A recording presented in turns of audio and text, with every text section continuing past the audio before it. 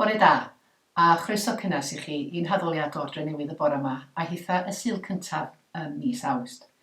Good morning and a very warm welcome to you to our worship from Newtown this morning, today being the first Sunday of August. It is really wonderful to meet together virtually in this way, with people viewing in locally and joining in from all corners of the world. And it is really good to be in your company this morning and in the company of God. Gweddïau, let us pray. Father God, it is our privilege and joy to worship and to praise you this morning. As we sing, let us make a joyful noise to you. As we pray, may our words and thoughts be a pleasing aroma to you. As we open your word, may we trust in your unfailing promises. Your word holds true. It is living and active, sharper than a two-edged sword. Open the eyes of our hearts that we may see you more clearly today, through Jesus Christ, our Lord and Saviour. Amen.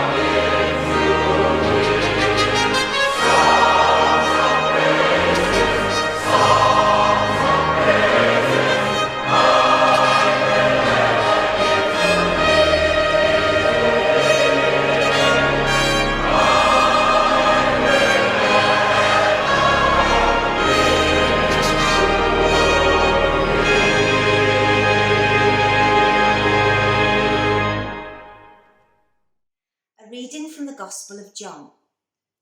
So when the crowd saw that neither Jesus nor his disciples were there, they themselves got into the boats and went to Capernaum looking for Jesus. When they found him on the other side of the lake, they said to him, "Rabbi, when did you come here?" Jesus answered them, "Very truly I tell you, you were looking for me, not because you saw signs, but because you ate your fill of the loaves. Do not work for the food that perishes, but for the food that endures for eternal life, which the Son of Man will give you. For it is on him that God the Father has set his seal." Then they said to him, "What must we do to perform the works of God?" Jesus answered them, "This is the work of God, that you believe in him whom he has sent." So they said to him, "What sign are you going to give us then, so that we may see it and believe you? What work are you performing? Our ancestors ate the manna in the wilderness. As it is written, he gave them bread from heaven to eat." Then Jesus said to them, "Very truly I tell you, it was not Moses who gave you the bread from heaven, but it is my Father who gives you the true bread from heaven. For the bread of God is that which comes down from heaven and gives life to the world." They said to him, "Sir, give us this bread always." Jesus said to them, "I am the bread of life. Whoever comes to me will never be hungry, and whoever believes in me will never be thirsty." This is the word of the Lord. What are you looking for in life? Happiness? What would make you happy? More money? A bigger home? More material possessions? Better health? The perfect body? Better employment? More respect? Even if God gave you everything you asked for, would you really be happy? Our reading today has an important message as we consider what we seek in life. We meet with Jesus the day after he fed thousands of people with only 5 loaves and 2 small fish. The crowd ate and had their fill. They have been impressed and now they want more. They come looking for more miracles. They come seeking more signs. They come looking for someone who will always ensure that they have enough food. Jesus is more than willing to provide food, but not the kind of food that people expected. Jesus tells them they have their minds on the wrong things.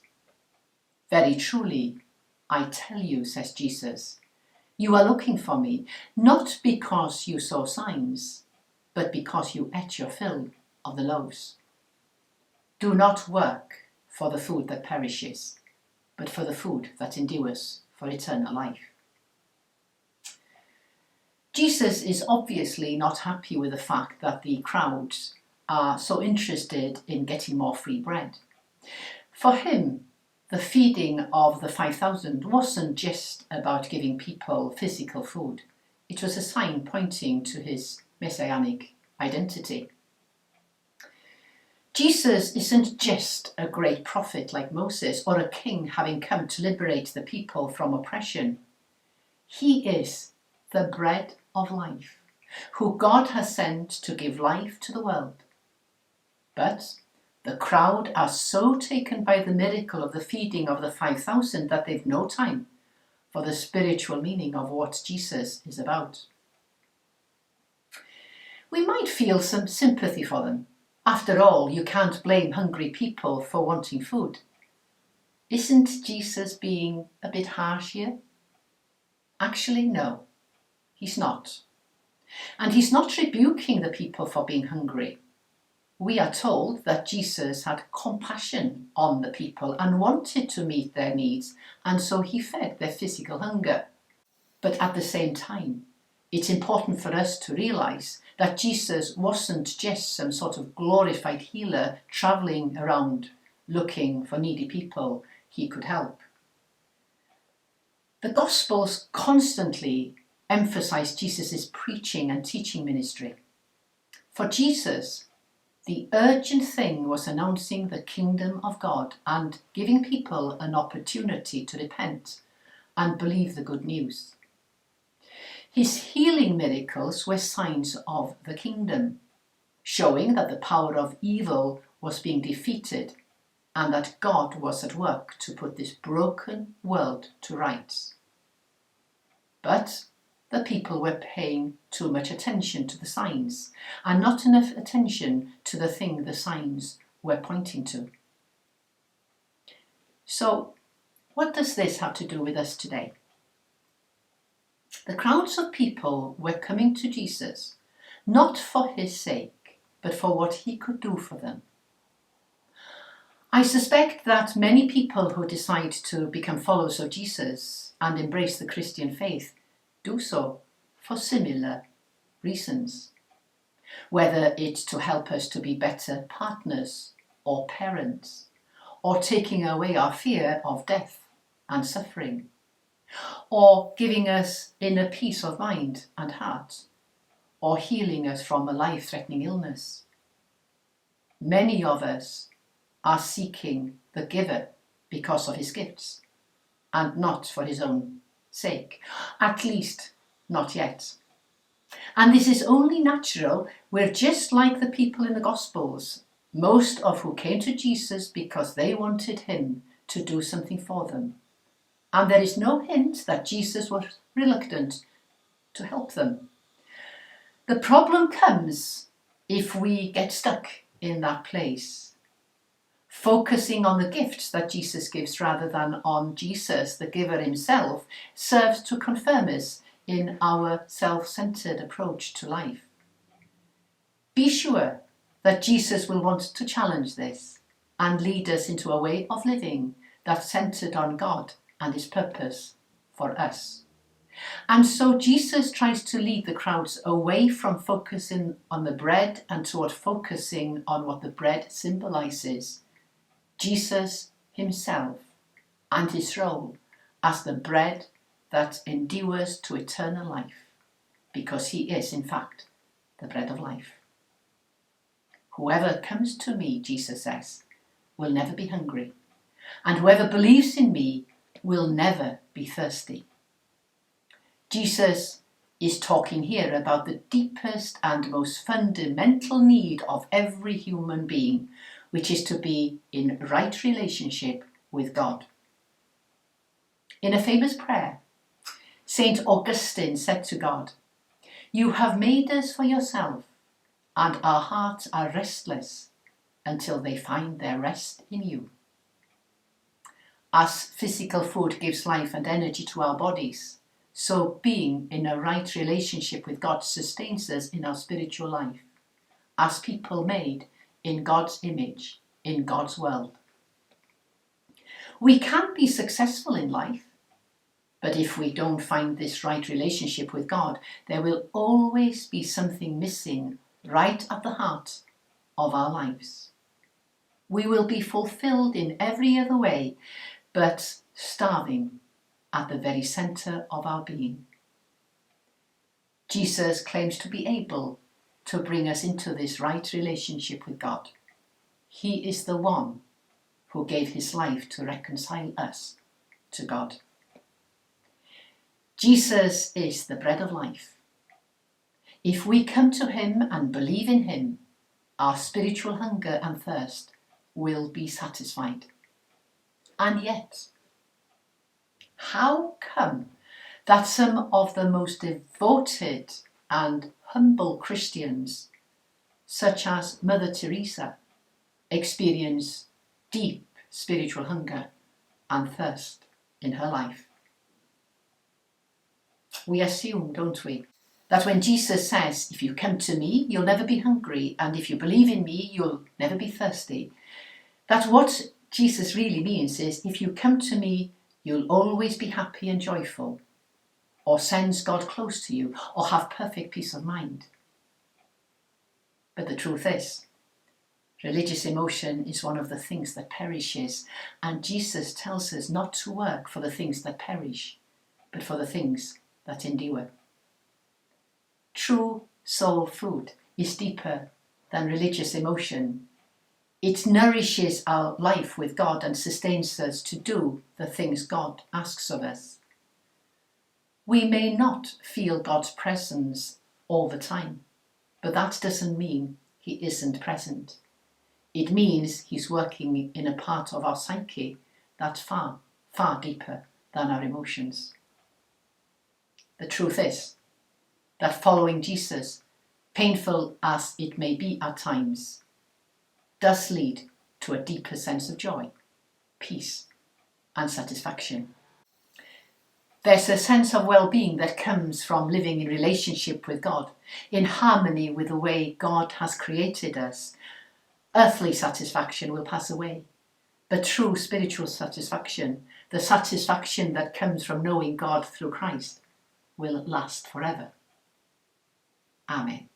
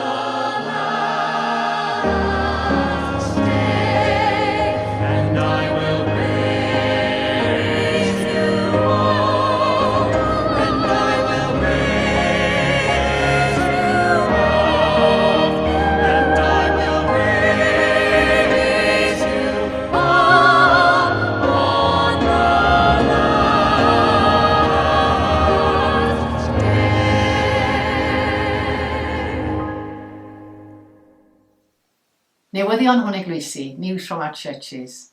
Well, our churches at present are very busy with weddings and baptisms, which is really good news for celebrating happy occasions with families. But also, sadly, we've had a number of funerals now scheduled for this next week and the following week. So please can we, in our prayers, remember and pray for the souls of Roy Nutt, Doreen Duckworth, Meirion Burrell, Viv Ralph, Gwyneth Bell, Pat White, Jean Roberts, Mervyn Humphreys, and pray for all members of their families and their friends and community. And in praying for those who are ill or in need, we pray for Jeanette's parents. We pray for Pat Evans, for young Carlos and Evie and Ronnie and Dougie. Pray for Alex, Jean Winchester's granddaughter, undergoing medical tests. We pray and give thanks that Max is now back at the Oaks. Pray for his recovery and pray for Iris. Pray for Tom, who continues to be in Newtown Hospital, and for his wife Edna. Continue to pray for Alan Birch and for Judy. Pray for Jane and for Rob, for Arwyn in hospital and for his wife Nesta, and we pray for Jean Humphreys. And let us congratulate and pray for Hannah and Lee, who were married yesterday at Darlleniad Church, and pray for Seren as she comes with her family to pray and to be baptised later on in Darlleniad Church. And now we continue with the prayers with Kath Wigley. Drawn here by God, let us bring to him our concerns for the Church and the world. Let us pray. Lord, we pray that the Church may be a vibrant sign of God's life in every generation and locality, serving, listening and loving during these dark and difficult times and always. Lord, in your mercy, hear our prayer. Lord, we pray that the world's attention may be refocused on what is of lasting value, that in humility, all in authority may hear the real needs, honour them and act on them. Lord, in your mercy, hear our prayer. Lord, we pray that all households and neighbourhoods may be alerted to the signs of glory around them in the ordinary miracles which happen every day. Lord, in your mercy, hear our prayer. Lord, as we remember the presence of your Son, Jesus Christ, at the wedding at Cana, we pray for all we know who are preparing for marriage, those who are beginning their married life together, and those who have had to put their marriage plans on hold because of the pandemic. May they experience the love of God and the support of family and friends. Lord, in your mercy, hear our prayer. Lord, we remember before you those mentioned by Nia, and we also raise before you this morning those we know who are sick, sad or lonely, those who are brave and patient when things are going wrong, those who are suffering mental anguish during these strange times. We pray that they may all be aware of your comforting presence and know that in your hands they are safe and loved. Lord, in your mercy, hear our prayer. Lord, we pray that the dying may turn to you and be safely led through the last journey to partake in the eternal wedding feast, celebrating your presence and connection with you forever. Lord, in your mercy, hear our prayer. Lord, as in Cana you took the water and turned it into rich wine, so we ask that you take our ordinary prayers and turn them into extraordinary answers, as is best in each situation. Merciful Father, accept these prayers for the sake of your Son, our Saviour Jesus Christ. Amen.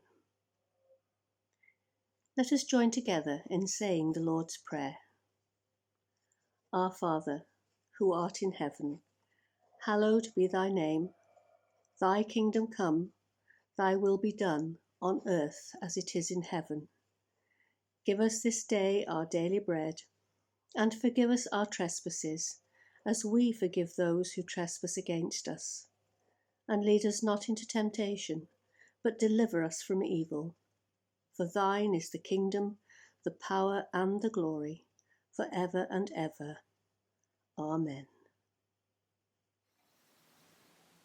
O dyma ni, unwaith drach Efan wedi dod at ddiwedd yn gwasanaeth. Mae'n hyfryd bod efo chi. Nad ydyn ni ddim hefo'n gilydd yn gorfforol, dwi yn teimlo eich presenoldeb wrth arwain y gwasanaeth hwn. We come to the end of our time of worship. It's been good to be in your fellowship, although not physically present with you. I do feel your presence as I lead this service.